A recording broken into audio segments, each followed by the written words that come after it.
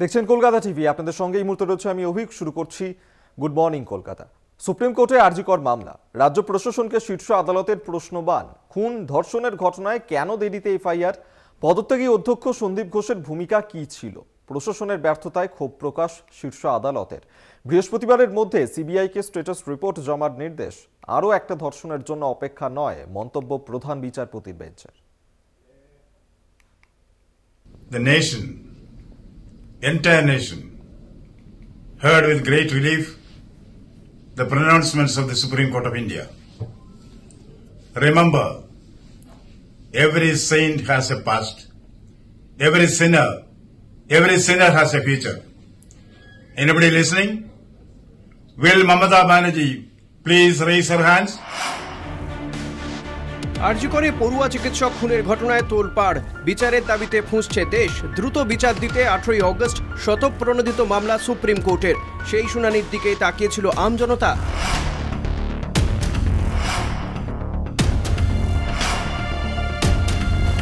আরজিকর মামলায় প্রধান বিচারপতি DY চন্দ্রচূড়ের বেঞ্চের নির্দেশ। পদত্যাগের পর কেন অন্য হাসপাতালের দায়িত্বে সন্দীপ ঘোষ? কেন এফআইআর দায়েরে গড়িবসি? বেলা 11:45 প্রথম এফআইআর। তার আগে কি করছিলেন অধ্যক্ষ? কেন নিহত পড়ুয়া চিকিৎসকের দেহ দেখতে দেওয়া হয়নি পরিবারকে? এফআইআর দায়েরের কয়েক ঘন্টার মধ্যেই কেন দেহ পরিবারকে তুলে দেওয়া হলো? কেন এই ঘটনাকে প্রথমে আত্মহত্যা বলা হয়? কেন নির্যাতিতার ছবি, নাম, পরিচয় সমাজ মাধ্যমে? সুপ্রিম কোর্টের এইসব প্রশ্নেই অস্বস্তিতে রাজ্য প্রশাসন। किसी ने एफआईआर क्यों नहीं कराई? पहला एफआईआर जो है पुलिस के सुगो क्यों था कि पुलिस ने खुद पे लिया? विक्टिम की तरफ से क्यों नहीं है? बॉडी इतना देर क्यों जी जलाने में इतनी जल्दी? तो আরজিকর কাণ্ডে এখনো পর্যন্ত একজনই গ্রেফতার হয়েছে, সিবিআই হেফাজতে সিভিক ভলান্টিয়ার সঞ্জয় রায়। যদিও ঘটনার নেপথ্যে একাধিক ব্যক্তির যোগ রয়েছে বলে দাবি উঠেছে বিভিন্ন মহলে। সোমবার কলকাতা টিভির হাতে এসেছে ময়নাতদন্তের এক্সক্লুসিভ পূর্ণাঙ্গ রিপোর্ট, যেখানে স্পষ্ট উল্লেখ শ্বাসরোধ করে খুন ও ধর্ষণ, যৌনাঙ্গে জোর করে কিছু প্রবেশ করার চেষ্টা। আরজিকরের তরুণী চিকিৎসককে যে খুন করা হয়েছে তা স্পষ্ট, কিন্তু এখানেই সুপ্রিম কোর্টের প্রশ্ন, প্রথম এফআইআর কপিতে কি খুনের উল্লেখ ছিল? এক্ষেত্রে তৎকালীন অধ্যক্ষ সন্দীপ ঘোষের ভূমিকা কি ছিল?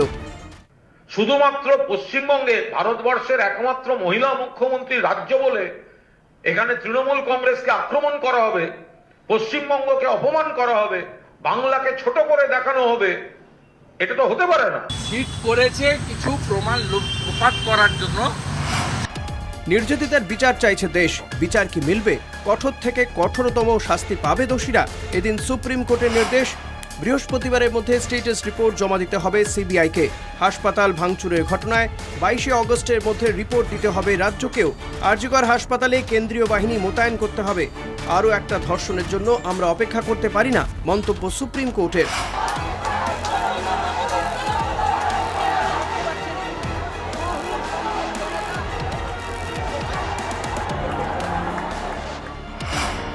অগস্ট বিচারের দাবিতে রাস্তায় মানুষের ঢল নামে। সেই রাতেই অশান্ত হয়ে ওঠে আরজিকর হাসপাতাল। মধ্যরাতে নারী সুরক্ষা স্বতঃস্ফূর্ত আন্দোলন মুহূর্তে বদলে যায় তাণ্ডবে।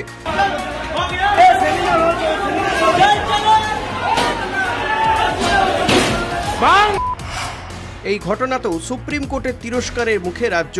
প্রধান বিচারপতির বেঞ্চে প্রশ্ন, স্বাধীনতা দিবসের দিন কিভাবে এত বড় সরকারি হাসপাতালে ভাঙচুর, হামলা, তাণ্ডব? ভাঙচুরের সময় রাজ্য পুলিশ কি করছিল? আরজিকরের মতো অন্যতম ব্যস্ত হাসপাতালে কি তবে নিরাপত্তা দিতে ব্যর্থ রাজ্য পুলিশ? তাই কি সুপ্রিম কোর্টের নির্দেশে সিআইএসএফ মোতায়েন? প্রশ্ন বিরোধীদের।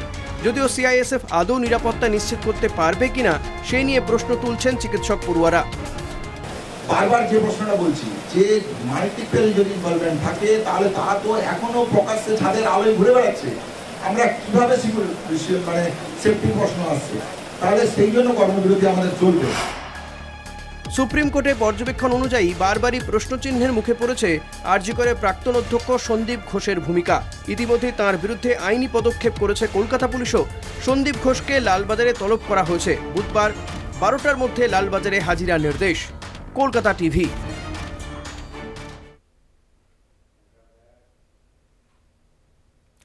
আরজিকর কাণ্ডের জের এবার চিকিৎসকদের সুরক্ষায় জাতীয় টাস্ক ফোর্স গঠনের নির্দেশ সুপ্রিম কোর্টের। লিঙ্গ নির্বিশেষে ইন্টার্ন সহ সমস্ত চিকিৎসকদের নিরাপত্তা সুনিশ্চিত করবে জাতীয় টাস্ক ফোর্স।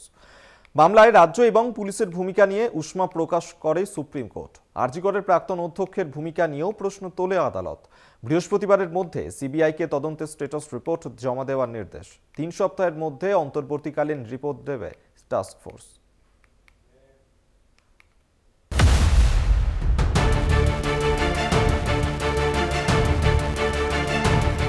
আরজিকর কাণ্ডে দেশ জুড়ে তোলপাড়। অন ডিউটি মহিলা চিকিৎসককে ধর্ষণ করে খুনের ঘটনায় প্রতিবাদে বিস্ফোরণ, বিক্ষোভের ঢেউ। বিচার চাইছে রাজ্য তথা দেশ। হাইকোর্টের নির্দেশে আরজিকর কাণ্ডে তদন্তে নেমেছে সিবিআই। 18 অগস্ট স্বতঃপ্রণোদিতভাবে মামলা গ্রহণ করেছিল শীর্ষ আদালত। মঙ্গলবার এই মামলার প্রথম শুনানি হয়। আরজিকরের ঘটনা রাজ্য এবং পুলিশের ভূমিকা নিয়ে উষ্মা প্রকাশ করে সুপ্রিম কোর্ট। কেন প্রথমে আত্মহত্যা বলা হলো, কার অভিযোগের ভিত্তিতে কখন প্রথম এফআইআর জানতে চায় সুপ্রিম কোর্ট। সকালে মৃত্যু, তাহলে এফআইআর রাত 11:45 কেন, প্রশ্ন তোলেন প্রধান বিচারপতি। রাত 11:45 নয়, দুপুর 2:30 এফআইআর হয়। সুপ্রিম প্রশ্নে সাফাই দেয় রাজ্য। কেন নির্যাতিতার নাম, ছবি সমাজ মাধ্যমে, তা নিয়েও সওয়াল করে শীর্ষ আদালত। একই সঙ্গে স্বাধীনতা দিবসে কিভাবে ভাঙচুর, শীর্ষ আদালতে পর্যবেক্ষণ। হাসপাতালে 7,000 লোকের হামলা, সম্পূর্ণ আইন শৃঙ্খলা ভেঙে পড়ার প্রমাণ। পাল্টা রাজ্যের দাবি, রাজনৈতিক দলের অনুপ্রবেশে বিষয়টি ওই চেহারা নেয়। ইতিমধ্যেই ঘটনার তদন্তে সিট গঠন করা হয়েছে বলে জানায় রাজ্য। এদিন আরজিকরের তৎকালীন প্রিন্সিপালের ভূমিকা নিয়েও প্রশ্ন করে আদালত। সন্দীপ ঘোষ আরজিকরের অধ্যক্ষ পদে ইস্তফা দেওয়ার পর কিভাবে তাকে আবার অন্য কোথাও বদলির নির্দেশ দেওয়া হলো, তা নিয়েও প্রশ্ন তোলে সুপ্রিম কোর্ট। একই সঙ্গে চিকিৎসকদের সুরক্ষায় জাতীয় টাস্ক ফোর্স গঠনের নির্দেশ দেয় প্রধান বিচারপতি সহ 3 বিচারপতির বেঞ্চ। চিকিৎসা ক্ষেত্রে প্রত্যেকের সুরক্ষায় জাতীয় নীতি গঠন, চিকিৎসায় সার্বিক সুরক্ষায় জাতীয় টাস্ক ফোর্স গঠন, হামলা মোকাবিলা ও জাতীয় নীতি বানাবে টাস্ক ফোর্স। টাস্ক ফোর্সে প্রথিতযশা চিকিৎসক সহ কেন্দ্র রাজ্য টাস্ক ফোর্সে 10 জন চিকিৎসক, টাস্ক ফোর্সে দিল্লি ও যোধপুর এইমসের 2 ডিরেক্টর, টাস্ক ফোর্সে বেঙ্গালুরু, NIIM, HANS এর চিকিৎসক। 3 সপ্তাহের মধ্যে অন্তর্বর্তীকালীন রিপোর্ট দেবে টাস্ক ফোর্স। জাতীয় টাস্ক ফোর্সের কি কাজ?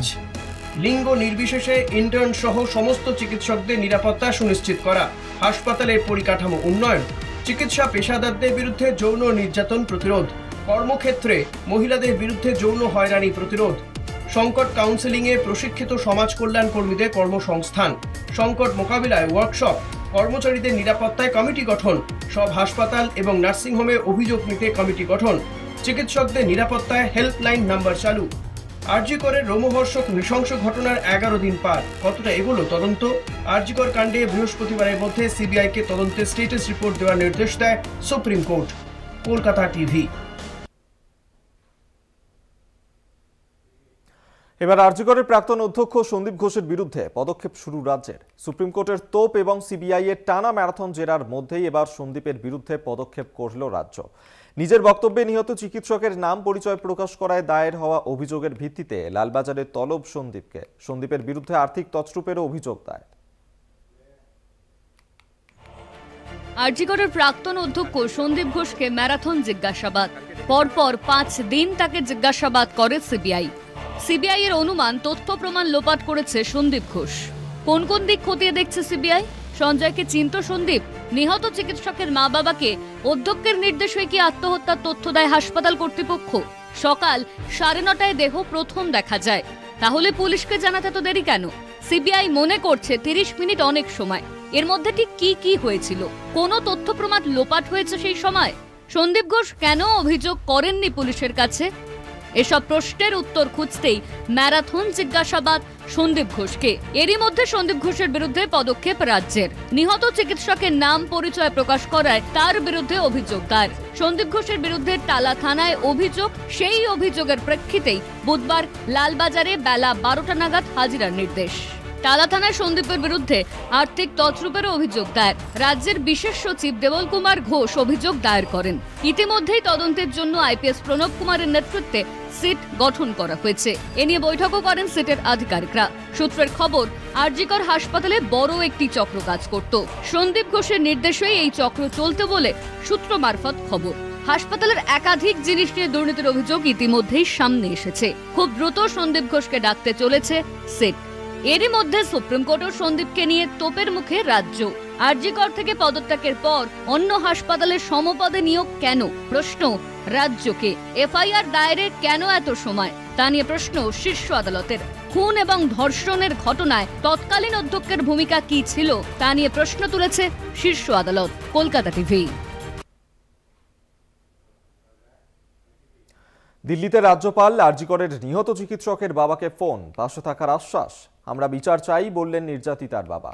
আরজি কর কাণ্ডে হেল্পলাইন চালু রাজভবনের। হেল্পলাইন থেকে নিহতের পরিবারকে প্রথম ফোন বোসের।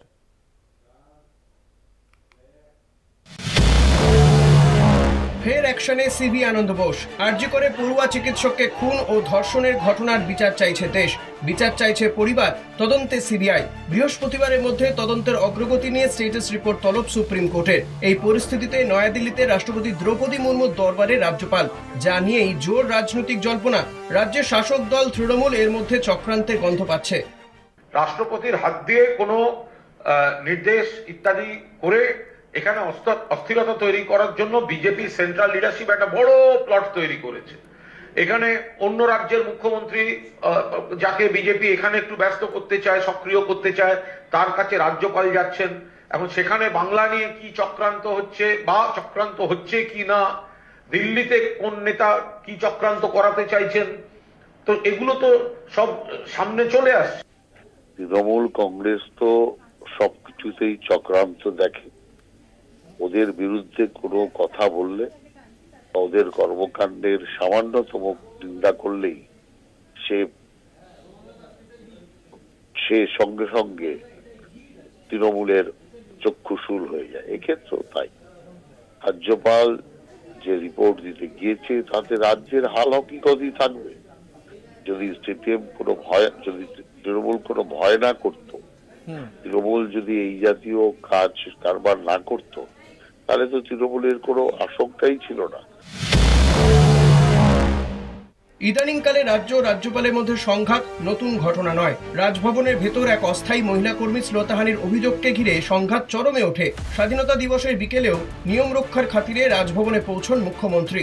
একা আমি বলেছিলাম যাব না, আমি একা যেতে পারবো না, কারণ যেখানে রাজভবনের কর্মচারীর একটা মহিলার প্রোটেকশন নেই, সেখানে সাথে কেউ গেলে বা যখন খুব প্রয়োজন হবে মন্ত্রিসভার শপথটা তখন যেতেই হবে, কোনো উপায় নেই। কখনো রণক্ষেত্র ভাঙড়ে, কখনো বা উত্তাল সন্দেশখালী গ্রাউন্ড জিরোয়, কখনো উত্তরবঙ্গে। রাজ্যের যে কোনো সংকটেই রাস্তায় নামতে দেখা গিয়েছে রাজ্যপালকে। কখনো রাজভবনের ভিতরে পিসরুম খুলেছেন, কখনো বা শেয়ার করেছেন হেল্পলাইন নাম্বার।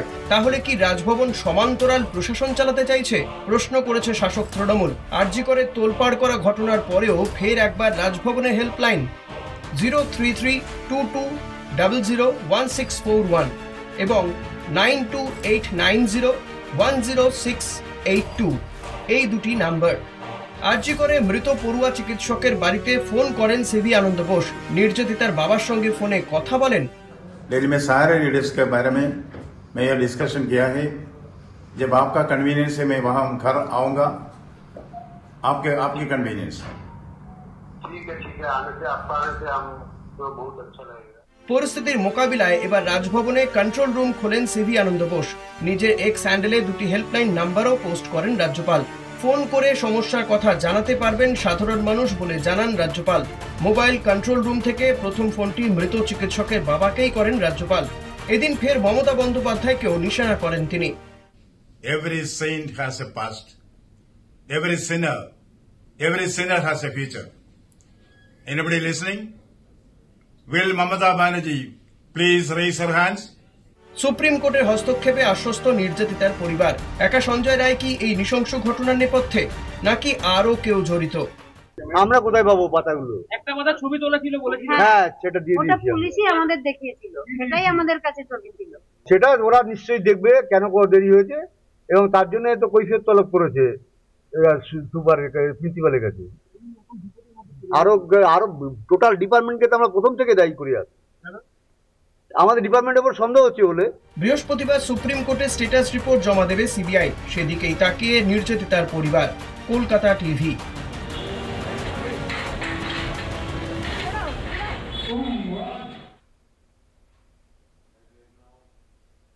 এখন সময় একটা ছোট্ট বিরতির পর ফিরছি, সঙ্গে থাকুন।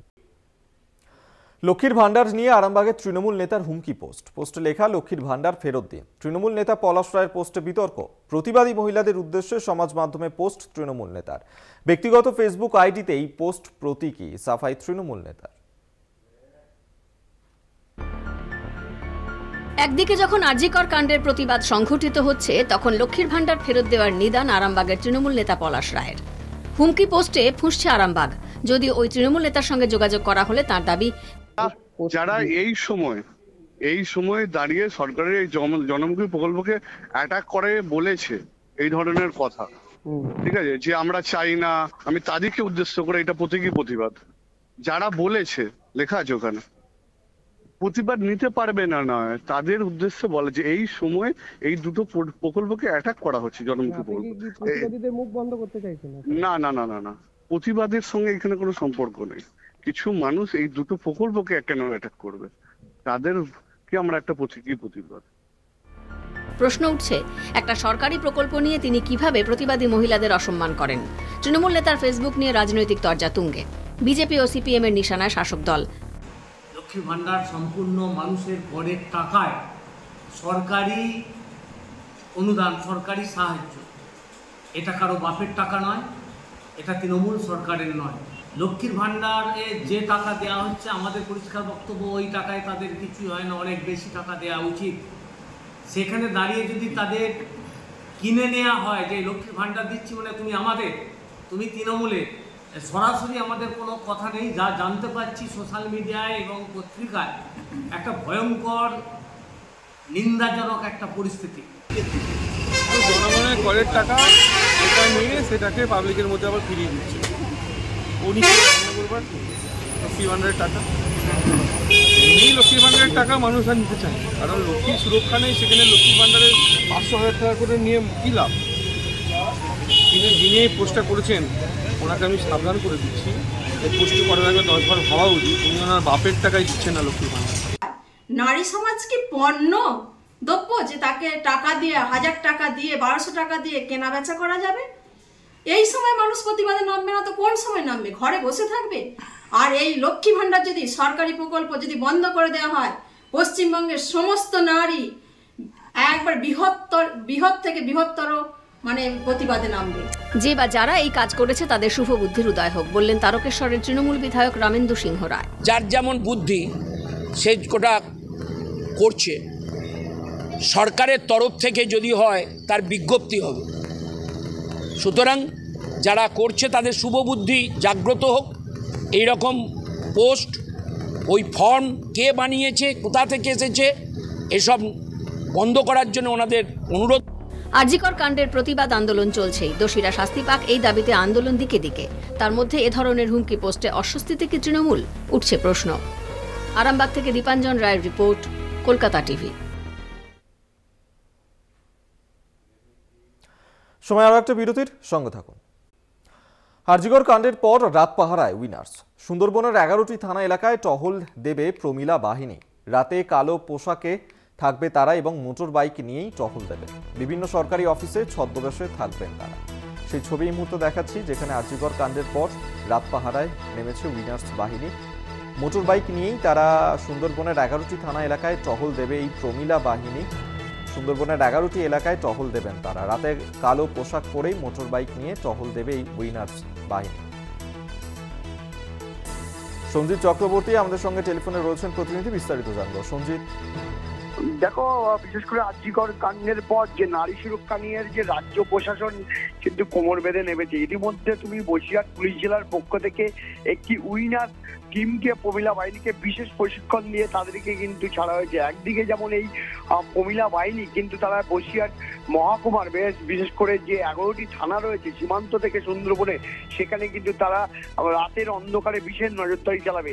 তাদের একদিকে যেমন গায়ে কালো পোশাক থাকবে, অন্যদিকে মাথায় হেলমেট রাতে লাঠি এবং বাইক চালিয়ে এবং মোবাইল ফোনের টাওয়ার লোকেশন অন করে তারা যে কোনো জায়গায়, বিশেষ করে হাসপাতাল, অন্যদিকে সরকারি অফিসের অনায়াসে জমায়েতে ভিড় মিশে যাবে এবং তাদের লোকেশন অন করা থাকবে, যাতে কোনো রকম ঘটনা ঘটলে তাদের রাজ্য পুলিশ অথবা জেলা প্রশাসনের সঙ্গে দ্রুত তারা সংযোগ করে তার ব্যবস্থা নিতে পারবে কড়া হাতে।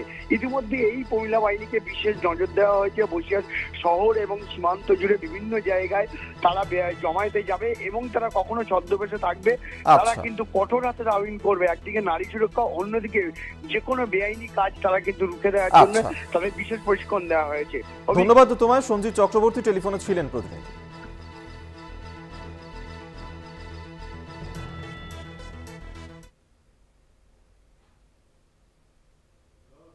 গুড মর্নিং কলকাতা এই পর্যন্তই। দেখতে থাকুন কলকাতা টিভি, রাত দিন 7 দিন।